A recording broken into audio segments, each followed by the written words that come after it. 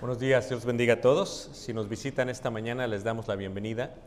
Estamos mirando el domingo en la mañana una clase que sigue la carta de los Gálatas. Estamos en el Nuevo Testamento y estamos en la carta a los Gálatas. Es una serie que tiene por título las epístolas del Nuevo Testamento y estamos en Gálatas. Estamos mirando una carta que se envió a las iglesias de Cristo en la región de Galacia. Gálatas no solamente es una iglesia, son varias iglesias de Cristo. La semana pasada, si ustedes recuerdan, estábamos viendo la parte de lo que significaba maldito todo el que es colgado en un madero. Y fue lo que estuvimos viendo la semana pasada. Vimos un poco acerca de las cruces que se utilizaban en aquellos tiempos. Vimos acerca de cómo fue la crucifixión de Jesús y vimos cómo es que Pablo la compara en cuanto a lo que existía en la ley de Moisés, en el libro de Deuteronomio, donde habla acerca de esto que hace referencia el apóstol Pablo. Estamos en Gálatas capítulo 3, versículo 15 hasta el versículo 29 más o menos. Una de las cosas que vamos a aprender esta mañana, hermanos, el día de hoy, para entender, es algo acerca de lo que es la sociedad en aquellos tiempos, cómo se manejaba la sociedad en aquellos tiempos para poder entender lo que el apóstol Pablo está hablando. Es interesante que lo que hace el apóstol Pablo, hermanos, es que para que los gálatas comprendan lo que se ha explicado y la cuestión grande que ellos tenían tenía que ver con la ley.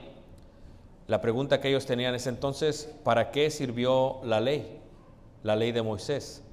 Si tú estás diciendo, esto es Pablo, que Cristo nos redimió de la ley o de la muerte o de la maldición que existía a todos aquellos que no obedecían todo en cuanto a la ley, entonces ¿para qué se nos dio la ley de Moisés? Y es una cuestión muy interesante que tiene que ver con un principio.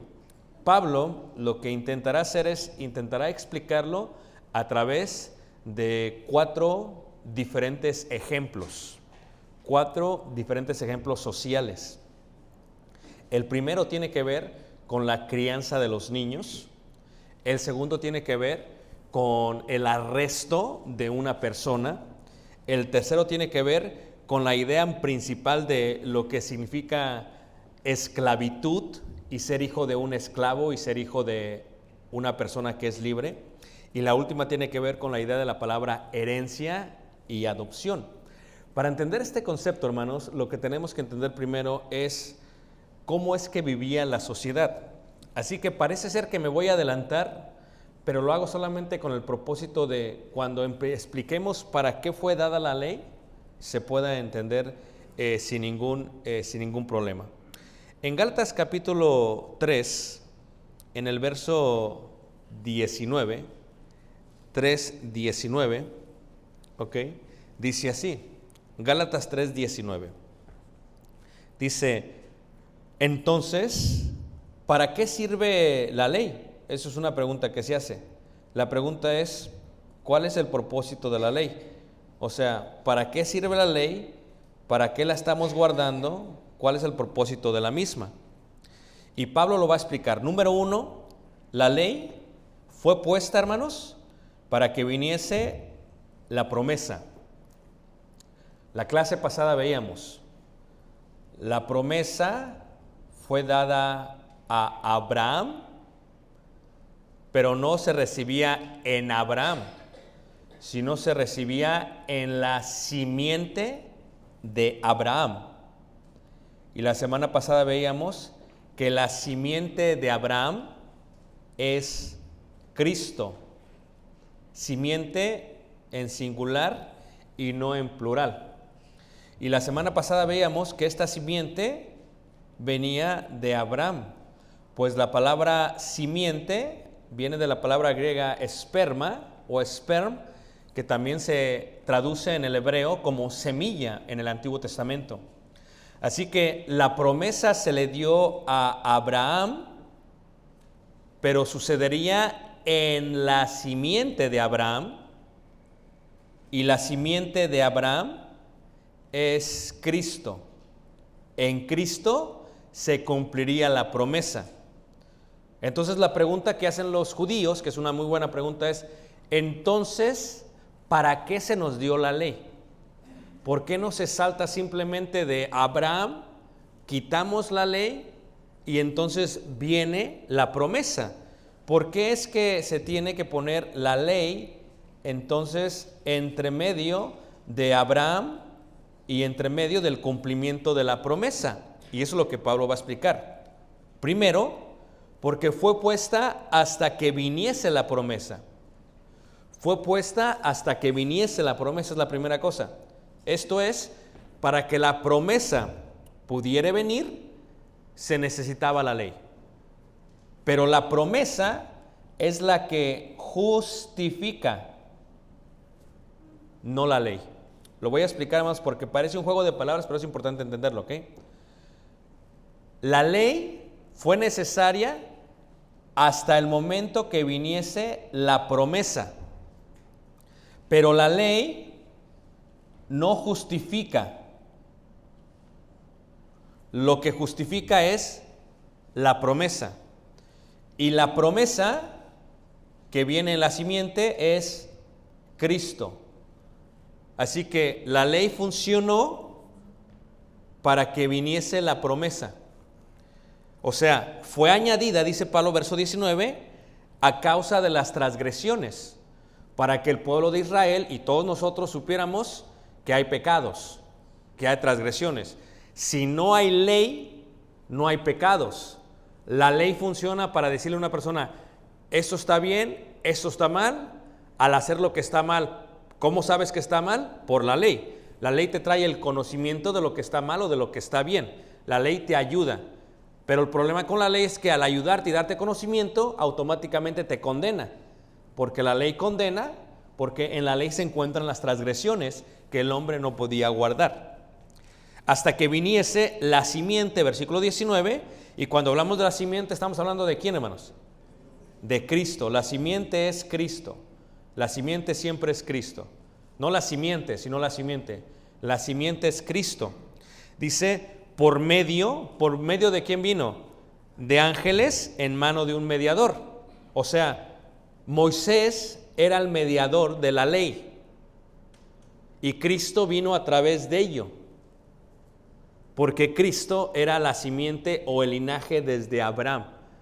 Así que vino por medio de ellos, porque los ángeles o mensajeros de Dios hablaron de la simiente, hablaron de la promesa, hablaron de que vendría el Mesías, y mientras estaba hablando, estaba en vigor la ley de Moisés.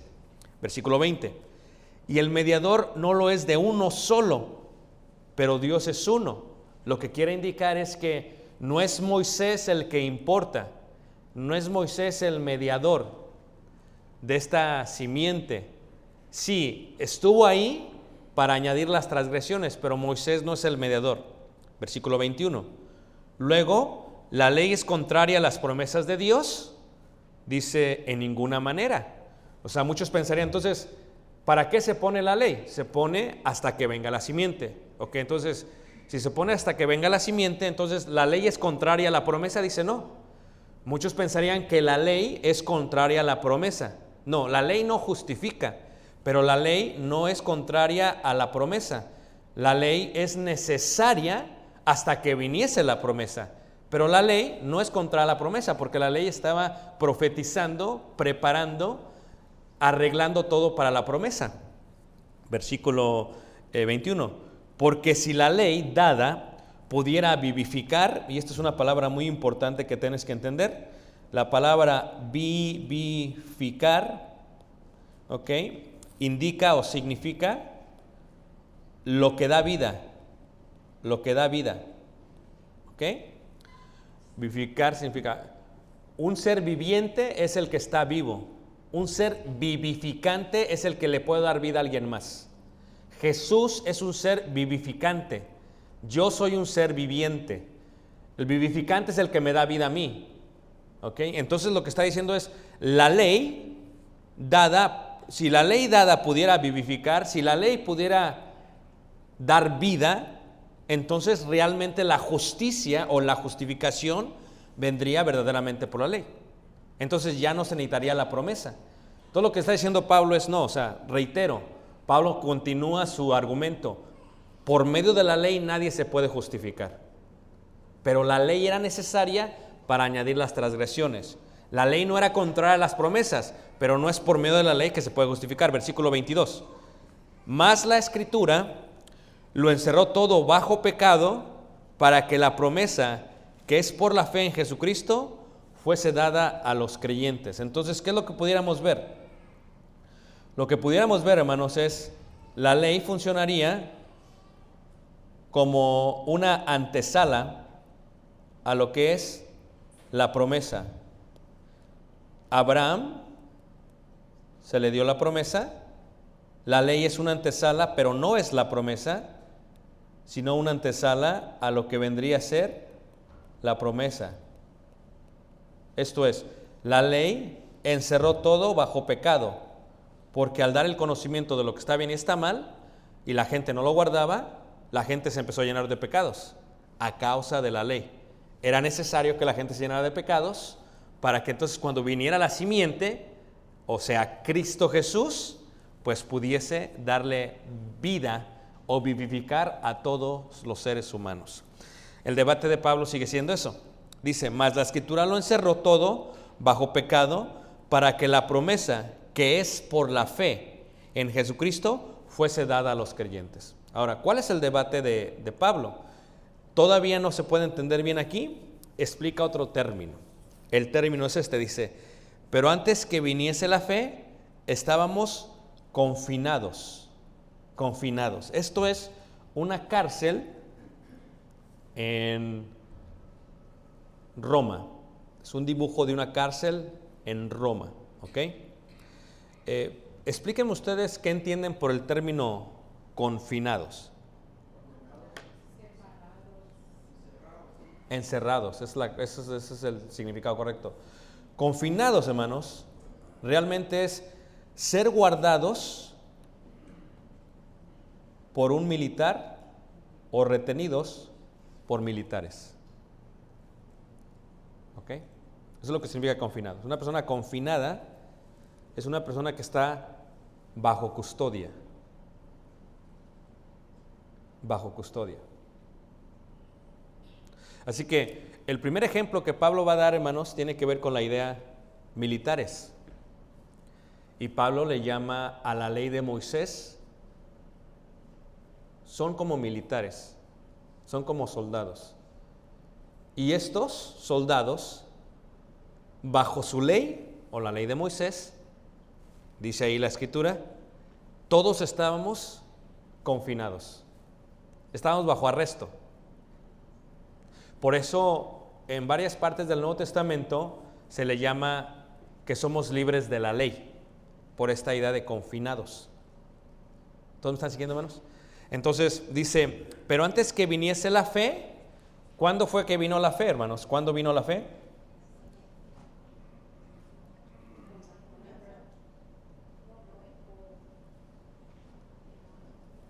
A ver. No me refiero al término de fe de todos los seres del Antiguo Testamento. ¿Ok? ¿Cuándo fue cuando vino la fe? En la simiente, muy bien. En la simiente. ¿Y en la simiente es quién? Cristo, ¿ok? Entonces, todos los judíos y los gentiles, pero más los judíos, estaban confinados. ¿Quién los tenía confinados? ¿Quién los tenía bajo arresto? La ley. ¿La ley de qué, manos? De Moisés. Ese es el término, ¿ok? So, la ley de Moisés los tiene confinados. ¿Hasta cuándo? Hasta que venga la promesa. Entonces, les pregunto yo a ustedes, ¿para qué sirve la ley de Moisés? ¿O para qué sirvió la ley de Moisés? Según esta ilustración, según este concepto. Para tenerlos encerrados. La ley sirvió como unos soldados. Esta es una ilustración que da Pablo en términos romanos, que debería entender la gente. Entonces, ¿para qué sirvió la ley? Para tenerlos encerrados. Es lo mismo que pasa el día de hoy, ¿ok? Estamos hablando con un abogado, Pablo era abogado, ¿ok? La ley de Illinois, la ley de Estados Unidos, está sobre un papel y alguien la hizo. Antes de la declaración de independencia, de formar una entidad como gobierno de Estados Unidos, no había ley. ¿Estamos todos de acuerdo? Entonces se juntan los padres de la nación, hacen la redacción y empiezan a hacer las leyes, y en el momento que se hace la ley, hermanos, a causa de la ley empiezan a encerrar gente. Les voy a preguntar, ¿para qué sirve la ley en papel? Para encerrar gente, para confinarlos. Para eso sirve la ley. Aunque la ley sea dada en un papel, la pregunta que vuelvo a hacer es, ¿para qué sirve la ley, hermanos? Para encerrar. ¿Para qué sirvió la ley de Moisés? Para encerrar. Entonces es el ejemplo que da, es una ilustración que da. Es una ilustración importantísima que da Pablo, para que el judío que pensaba, dice, bueno, si la ley no justifica, entonces ¿para qué sirve la ley? Ese es la problema que ellos tenían, hermanos. ¿Para qué sirve la ley? No lo entendemos, Pablo, explícanos, ¿para qué sirve la ley? Bueno, la ley sirve, número uno, para las transgresiones, para que se añada el pecado, para que todo el mundo esté bajo ¿qué? Bajo pecado. Número dos, la ley sirve para confinar a toda la gente. Para eso sirve la ley. La ley sirve para la confinación de toda la gente. Para que toda la gente esté, ¿qué, hermanos? Encerrada. ¿Bajo qué? ¿Bajo la ley o bajo pecado? Esa es la idea, hermanos. La ley no es pecado, pero la ley declara lo que es pecado. Repito esto porque es muy importante en el término, ¿ok? La ley de Moisés no es pecado, porque muchos están tan mal que pensaban, decían, entonces la ley es pecado. No, Pablo lo explica en Romanos. La ley no es pecado. Lo que hace la ley es que la ley muestra el pecado y lo muestra en abundancia. ¿Todos me están siguiendo, hermanos? Entonces, al mostrar una abundancia, toda la gente está confinada dentro de la ley, como si la ley fuera un soldado afuera, y como nadie podía guardar toda la ley por completa, todos éramos dignos de ser colgados en un madero. Eso fue lo que vimos la semana pasada.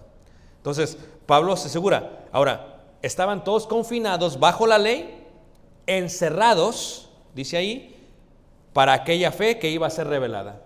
Todo el judaísmo encerrado hasta que la fe fuese revelada. ¿Cómo se reveló la fe?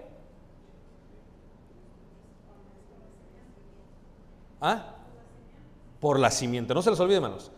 Por medio de Jesucristo. Por eso a Jesucristo se le llama el autor y consumador de la fe. Por eso se le llama así en Hebreos.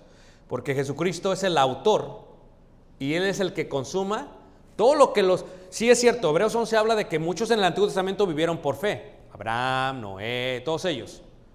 Pero Jesús es el consumador de todos los de la fe, para que el justo por la fe viviera. Por eso Él es el ser vivificador, no la ley. La ley de Moisés sirve para añadir transgresiones, la ley de Moisés sirve para encerrar a todos, pero Jesucristo vino para abrirnos de la ley de Moisés, para liberarnos de la ley de Moisés, de la ley del pecado, o de la ley que declara lo que es ¿qué? Pecado. Y luego viene, hermanos, esta idea, dice versículo 24, de manera que la ley ha sido nuestro ayo.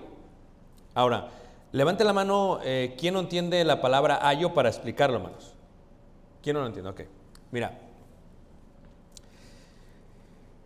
el sistema del día de hoy, cuando el bebé crece, cuando el bebé nace y la madre no puede amamantar al bebé, nosotros vamos a la tienda y compramos leche en polvo. Y la leche en polvo amamanta al bebé. O la leche en polvo nutre al bebé, lo hace crecer al bebé, porque no todas las madres pueden amamantar. En aquellos tiempos no tenían Myers, Walmart, Sam's, y tristemente, ¿verdad? O no sé si diga tristemente o no, pero no tenían ni la ayuda pública, ¿verdad? De la cual se aprovechan muchos. ¿Ok? Entonces, ¿qué es lo que hacían, hermanos? Es que tenían que buscar a alguien que amamantara al bebé para que el bebé creciera. Pero este sistema de amamantar, hermanos, va más allá de simplemente darle pecho. darle leche, hermanos. Este sistema de amamantar tiene que ver con qué era lo que hacían realmente estas personas. Un ayo es una nodriza, es eso, una persona que amamanta, pero que cuida al bebé. ¿Ok? Eso es lo que es un ayo, una nodriza. Una persona que cuida. No le quiero llamar babysitter porque van a tener la idea incorrecta. Porque la babysitter no le da de comer al bebé, no lo amamanta, ¿verdad que no? A veces tú dejas la leche o nada más le dices. Entonces, pero podríamos decir que es lo más cercano. Nada más que ya no es. En aquellos tiempos, una nodriza, hermanos, cuando nacía el bebé, venía a vivir en la casa y la nodriza le quitaba al bebé, o no se lo quitaba, se lo daba el bebé la madre a esta nodriza, y la nodriza o el ayo, hermanos, cuidaba de este bebé desde pequeño hasta que había crecido lo suficiente para comer alimento sólido y a veces más. Y la madre, si era una mujer rica, una mujer de negocios, como el día de hoy también, en varias partes de la ciudad hay una nana. ¿Alguien tuvo aquí una nana, hermanos? Ok, hay una nana. La nana es, en una casa de ricos, hay una mujer que toma al bebé y lo cuida desde pequeño. Y lo cuida más que la madre. Le da de tomar leche, lo protege. Es más, la madre se sigue pintando, se sigue arreglando o posiblemente sigue trabajando en sus labores profesionales, mientras la nana se encarga del bebé. Tal vez eso es lo que sería más cercano a un ayo, una nodriza. Hasta el momento que el bebé crece lo suficiente para estar por sí sola o solo. Y de esta manera entonces la nodriza deja al bebé. A veces los bebés se encariñan muchísimo con la nodriza o con el ayo, de tal manera que pues los aman a veces más que a la mamá. Pero la realidad es que el ayo, hermanos, es temporal y no es la madre. El ayo, la nodriza, es honestamente nomás está utilizando. Tristemente es lo que hay. O sea, vienes, le das de tomar, ya acabaste, te vas de la casa. Así es, hermanos. La nodriza, especialmente en la sociedad romana, así era como funcionaba. O sea, entonces, lo que va a decir Pablo, hermanos, es esto. La ley de Moisés no solamente es un soldado que está afuera para confinarnos. Para que me entiendan bien, la ley de Moisés es como un ayo. Es como una nodriza. Levanten la mano, ¿quién me están entendiendo, hermanos? Eso es lo que es la ley de Moisés. O sea, ¿hasta qué momento? Dice, de manera que la ley ha sido nuestro ayo para llevarnos ¿a quién? A Cristo. O sea, entonces, la ley de Moisés realmente no es más que un ayo. No es más que una nodriza. Y solamente sirvió para que nos dieran leche de tomar, dice Pablo. Ya cuando éramos grandes, pues se supone que ya teníamos que dejar la leche, la nodriza y el ayo. Entonces, ¿sirven las nodrizas? Sí. ¿Sirven los ayos? Sí. Totalmente sirven, pero no las vas a tener para toda la vida. Llega un momento en que ya en you fire ya las dejas ir. ¿Me entiendes? O sea, ya pasó. Y ni los niños se acuerdan de ellas después. Es una realidad que es solamente dos. La ley de Moisés es como una nodriza. No es más que eso. La ley de Moisés es solamente para que creciéramos. Y ya que crecimos, dejamos a la nodriza, dejamos al ayo. No la necesitamos ya más. Versículo 25. Pero venida la fe, o sea, cuando hablamos de la fe, ¿a quién nos referimos? ¿A quién es quién? La simiente. Muy bien, ya quedó claro. Cristo es la simiente, ¿ok? Venido Cristo, venido la simiente, venida la fe, ya no estamos bajo ¿qué? Bajo ayo. Entonces, los judíos que estaban escuchándole a Pablo dicen, ok, ahora estamos entendiendo, Pablo. Creo que lo que nos está diciendo es que la ley sirvió para añadir las transgresiones, ¿sí? Pero no en la ley se encuentra la justificación, claro. Y la ley no es contra la promesa tampoco. La ley sirvió como una cárcel, como un soldado. Fuimos confinados hasta el momento que vino Cristo y nos sacó de la cárcel. Totalmente, ya lo entendieron. Para eso sirve la ley. Ok. La ley es como una nodriza, totalmente. La ley es como una nodriza que simplemente da leche y una vez que ha dado leche, ya puedes continuar, ya creciste, ya vete. Cuando llega Jesús, cuando llega la simiente, cuando llega la promesa, ya no se necesita más la fe.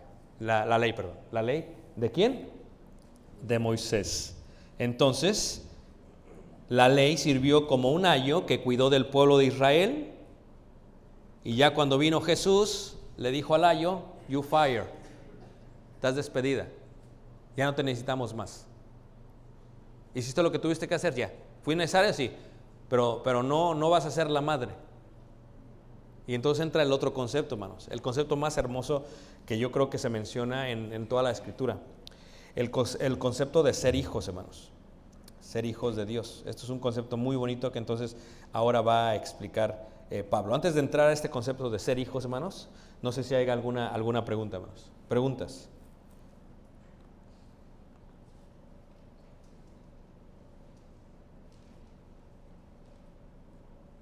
Levanten la mano que me están entendiendo, hermanos. Wow. Muy bien. Seguimos entonces. En la sociedad romana había varios tipos de hijos y había varias clases sociales. Entonces, parte de la comprensión, hermanos, de esto tiene que ver para entender lo que Pablo está explicando. ¿Ok? Porque lo que va a hacer en el capítulo 4 es que Pablo va a introducir, o sea, ya les dijo a los judíos que no podían aceptar a los gentiles, ya los puso en su lugar. Dice, ahora quiero que asimilen la idea de los gentiles, quiero que entiendan esta parte de los gentiles que no pueden aceptar a ustedes. Ahora, lo van a asimilar, lo van a entender, y se los voy a explicar a través de términos legales romanos que ustedes entienden muy bien. ¿Ok? Primero, en la sociedad romana, hermanos, había muchos hijos, ¿ok? Había hijos de plebeyos. Plebe es un término que se utiliza mucho en Culiacán. Plebeyo, plebe. ¿Alguien ha escuchado la palabra, hermanos? En esa parte de la costa, ¿no? Yo lo escuché cuando estuve en Mazatlán. Entonces, levanten la mano, ¿quién no sabe qué significa? Nada más Josué, los demás sí saben. Entonces pregunto y me ayudan. ¿Sí? A ver, hermana Luz, si usted que no levantó la mano, ¿qué significa plebeyo?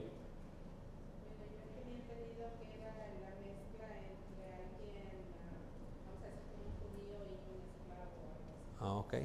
¿Quién más, hermanos? ¿Alguien más? Levanten la mano, ¿quién no lo entiende, hermanos? Ok, algunos todavía lo entienden bien. Hermana Lucy, explíquenos, ¿qué es plebeyo entonces? Ok. Levanten la mano, ¿quién no lo entiende, hermanos? Ok, muchos más. Okay. Plebeyo es un término que viene de los romanos que indica hijos de esclavos.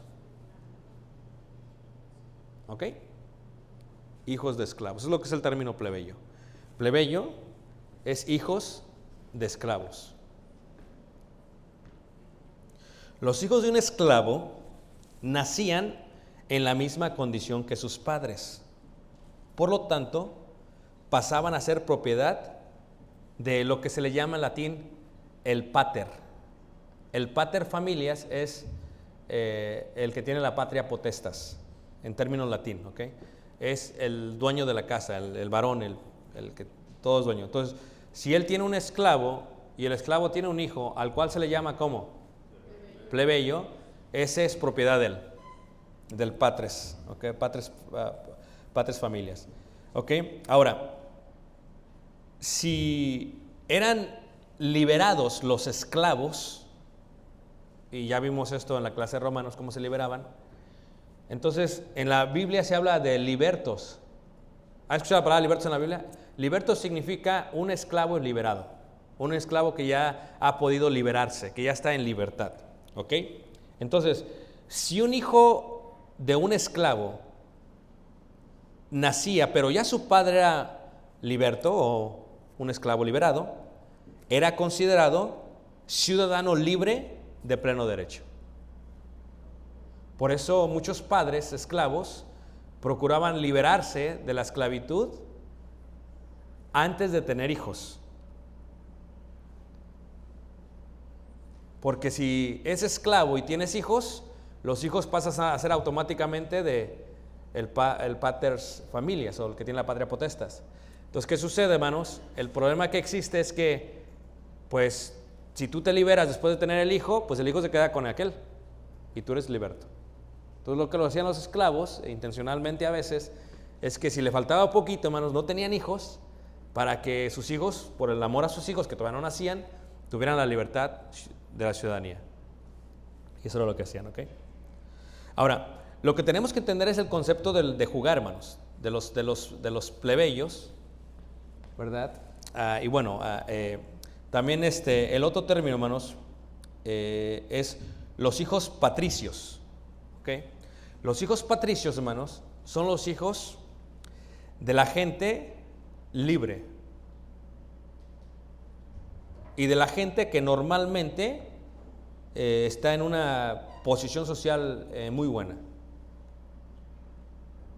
Entonces, pero lo que tú tienes que entender, hermanos, es que tú tienes una persona que tiene hijos patricios y tienes una persona que tiene hijos plebeyos en una misma casa.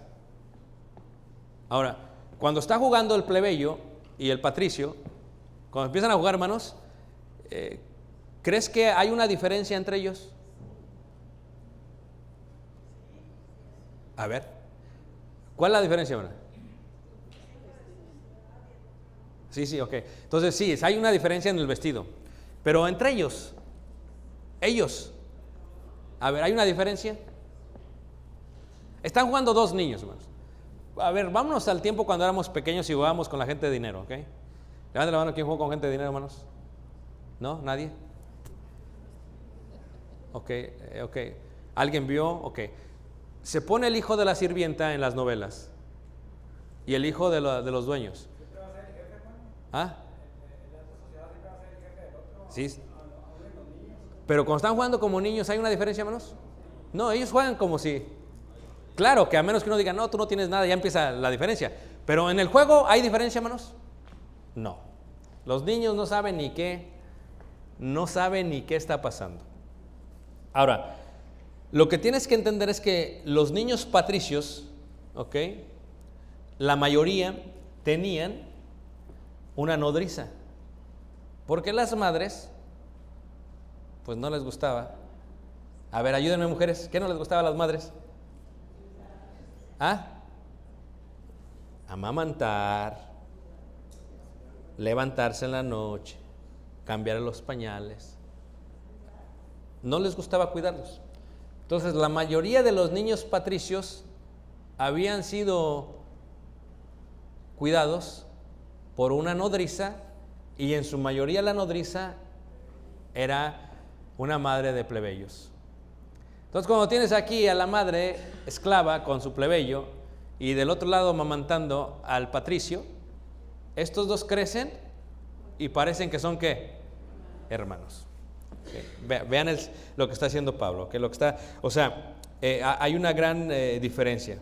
Estos bebés sentían un gran aprecio por estas mujeres, ya que las veían en ellas como una auténtica madre, y los lazos sentimentales entre ellos y las mamás duraba solamente hasta el tiempo que duraba la leche. Una vez que se acababa la leche, se acababa también todo lo demás. Ahora, lo que tenemos que entender, hermanos, es al crecer estos niños se criaban con el resto de los niños, los plebeyos con los patricios. Y aunque las condiciones sociales fueran muy distintas cuando crecían juntos, al pasar los años pasarían a ser propiedad de los herederos legítimos. En este caso, los lazos eran estrechos y de profunda estima. Por eso cuando crecía un plebeyo con un patricio, hermanos, aunque el patricio era el dueño del plebeyo eventualmente, cuando iban creciendo pues no había diferencia, jugaban y todo demás, pero ya cuando crecían, hermanos, que llegaban a una edad, entonces se daban cuenta de las diferencias y se daban cuenta que estaba bajo la propiedad ¿de quién? De La idea, hermanos, tiene que ver con que estos a veces se vean como hermanos, y aunque fuera el dueño de lo vea como un hermano y lo vea como alguien que fuera muy leal, porque tomaron de la misma leche, porque crecieron de la misma mujer y porque crecieron en la misma casa. Entonces había una relación muy, muy grande, muy grande entre ellos, ¿ok? Ahora, había otro problema. Ve cómo dice ahí Gálatas, capítulo 3, versículo 26. Entremos al término que vamos a estar hablando, hermanos, esta semana. Dice 3:26, dice: pues todos sois hijos ¿de quién? De Dios. Ahora, el término hijos, del hebreo ben, del griego hui, El término hijos, hermanos, tiene que ver con alguien que es hijo, totalmente. Pero en la sociedad romana, hermanos, había varias formas en que alguien era hijo. Había varias maneras. La única manera en que uno era hijo con todos los derechos de herencia era la adopción. En la adopción se veía al hijo, que no era hijo biológico, al mismo nivel que otro hijo. Y hay veces en la sociedad romana había una persona que decidía liberar a un hijo de un esclavo y adoptarlo como un hijo propio. Y en ese caso, si tienes al plebeyo y tienes al patricio y tienes al papá, el patricio es su hijo, el plebeyo es su propiedad. Y el papá dice, ¿sabes qué, plebeyo? Te voy a liberar y luego te voy a adoptar. Y entonces ya no era tan plebeyo. O sea, fue plebeyo y ya ahora era, ¿qué, hermanos? Patricio. Y tenía los mismos derechos de herencia que el patricio. Se le había elevado al mismo estatus y los dos venían a ser la palabra hijos, porque hijos solamente se utilizaba para los patricios o para los adoptados. Levanten la mano que me está siguiendo, hermanos. Ahorita van a ver por qué estoy explicando esto, ¿ok? Entonces, verso 20 dice, pues todos sois hijos de ¿quién, hermanos? De Dios. Todos sois hijos de Dios. Por la fe en Cristo, ¿qué? O sea que por la fe una persona venía a ser llamado hijo de ¿quién? De Dios. Por la fe. Versículo 27 dice así: porque todos los que habéis sido bautizados en Cristo, de Cristo estáis ¿qué? Revestidos. El punto, hermanos, es hijo y el punto es heredero. Ahora, en la sociedad antigua entre los romanos, hermanos, muchos de los hijos que se daban por adopción, había una tradición muy antigua entre los romanos, ¿ok? A veces los hijos nacían con malformación física. Esto era muy común entre ellos, hermanos, ¿ok?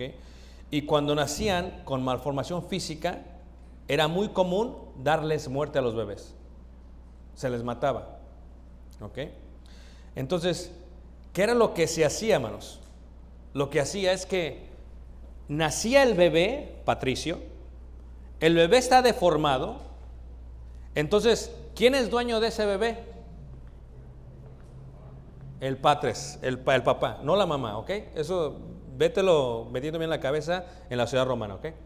Entonces, nacía el bebé, entonces la mamá agarraba al bebé, envolvía al bebé, le decía al papá que estaba deformado, que había una malformación, venía el padre, hermanos, la madre lo tenía en sus manos, si el padre agarraba al bebé, en ese momento le estaba diciendo: eres mi hijo y vas a estar bajo mi protección totalmente. Si el padre rechazaba al bebé y daba la vuelta, hermanos, con dar la vuelta nada más, la madre tomaba a ese bebé en sábanas y tenía que salir a la puerta de su casa y dejarlo ahí porque era una lacra, era una basura. ¿Ok? Y en el primer siglo, hermanos, quienes adoptaron más bebés fue la iglesia de Cristo. Por eso en la iglesia había muchísimos huérfanos, porque eran los que adoptaban a los bebés. Entonces la madre tenía que dejar al bebé, tenía que venir y seguir viviendo, porque ella no decidía. ¿Quién decidiera aquí, hermanos? El papá.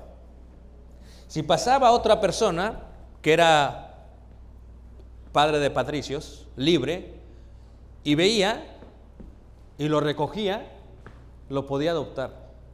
Pero el proceso de adopción, hermanos, era tan grande que al adoptarlo, lo elevaba al mismo estatus del resto de sus hijos.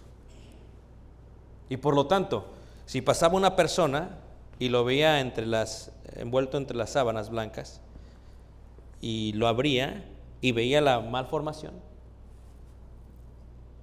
y lo agarraba y se lo llevaba y decía: eres mi hijo adoptado. El niño crecía aún mal formado, crecía como el resto de sus hijos diciendo: papi, papi, papi, porque no había ninguna diferencia. Y papi en hebreo es Abba, Padre, por medio de la adopción que hizo aquella persona. ¿Todos me están siguiendo, hermanos? Ok, fíjate cómo dice Gálatas 4, verso 1. Dice: pero también digo, entre tanto que el heredero es niño, en nada difiere del ¿qué? Del esclavo. O sea, si tú tienes una mamá y acá tiene un plebeyo y acá tiene un patricio, díganme, ¿quién es el heredero? El patricio.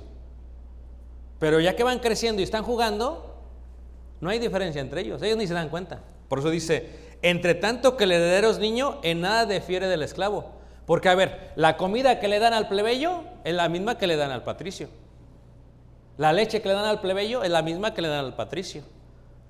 Las albóndigas que le dan a uno, las mismas que le dan. O sea, en nada difiere. Salen a jugar, están jugando.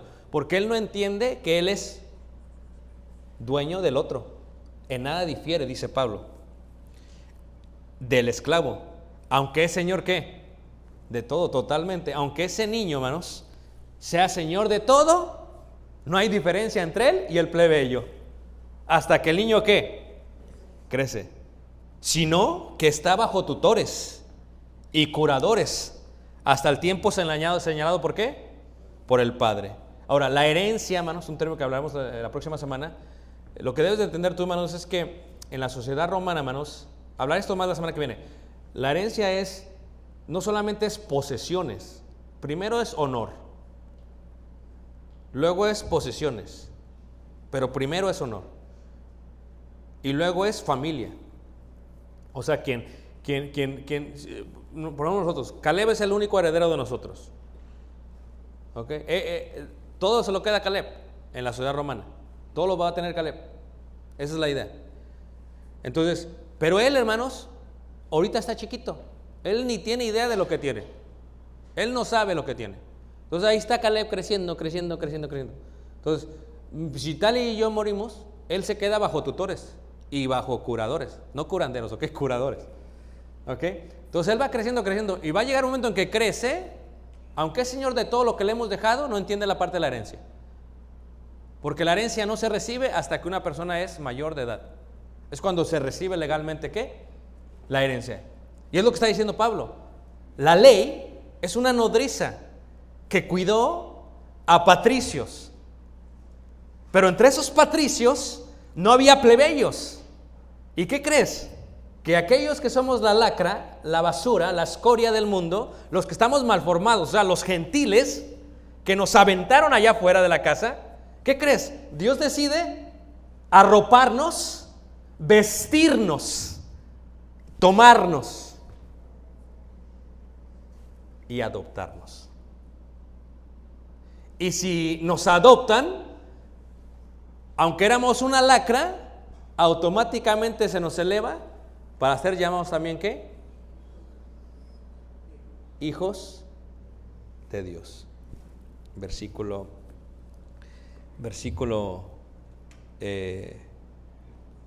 6.